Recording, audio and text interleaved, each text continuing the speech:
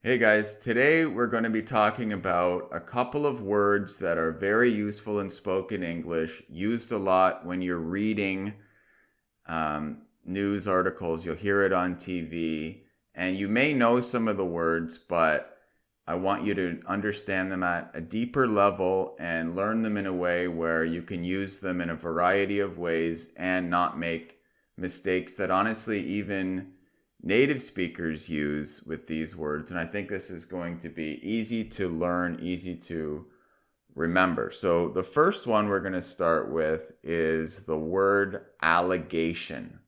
And if you don't know what that is already, that is a claim or an assertion that somebody has done something wrong or illegal, and you've made this claim without any proof. You've just said that this is true. So an example is, he stole a bunch of money from his company according to the allegations. So we're trying to say somebody's stealing a lot of money from the company, but do we know if it's true? No, we don't. We just know that somebody alleges. It's a different form of allegation. They allege that somebody did it. So maybe they have some evidence. I don't know, they saw the guy buy a new car or something that they think he couldn't afford or whatever. They have some reason to believe he may have stolen the money, but they have no proof. So these are just allegations at this point. So it's a legal word as well. So you can imagine, when you get in trouble with the law. So another example is, he allegedly murdered his teacher 20 years ago. Pretty terrible. But again, that just means,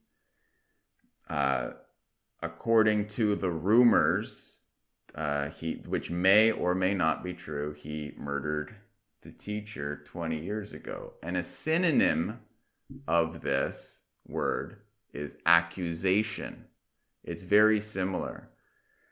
I could say he denied all the accusations of sexual harassment made against him. So another pretty bad claim. I could have used allegations in place. So someone's accusing you of doing something.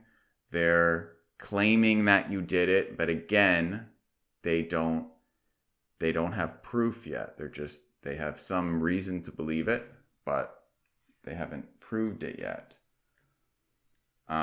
And you can use this in a really non-legal way as well. Very common. Something like, I didn't eat all the leftovers in the fridge. I can't believe you are accusing me of doing that. Or I could say, are you really accusing me of stealing money from my best friend? You think I would really be such a terrible person? People get really defensive and upset when they are accused of something, especially if they didn't do it. Well, actually, if they did do it, they would still be pretty upset because it's not going to be a good thing. The first one I can really relate to because I can imagine my wife doing that to me, accusing me of taking all the leftovers in the fridge, which I probably did. She would get upset that I didn't save any. It's kind of, I should do it, but that happens from time to time, I have to admit. I wanted to go back quickly to the word allegedly, which is connected. It's just a different form of allegation, and talk about how I hear it used wrongly sometimes in spoken English, and you should pay attention to it. You'll understand how they're using it in this way, but it's actually technically a mistake. And I hear this from native speakers even all the time.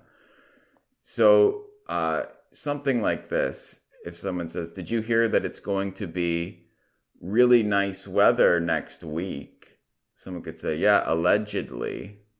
But really what they should say is supposedly in that context. It's supposed to be. That's what I hear, apparently. But if they say allegedly, then it's saying like, it's supposed to be that way. I heard it was that way, but there's no proof. But being nice weather is not a bad thing, and nobody committed a crime or did something bad. So you wouldn't want to use it that way, but if you hear it that way, you'll kind of understand what they're trying to say. So anyway, hope something was cleared up. Hopefully that made sense and you learned something. If you want any other words or phrases cleared up, please just like the video, subscribe to the channel if you haven't yet, and comment what word you'd like. I read all of the comments, so if it's a good word, I will definitely make a video of it. So talk to you soon.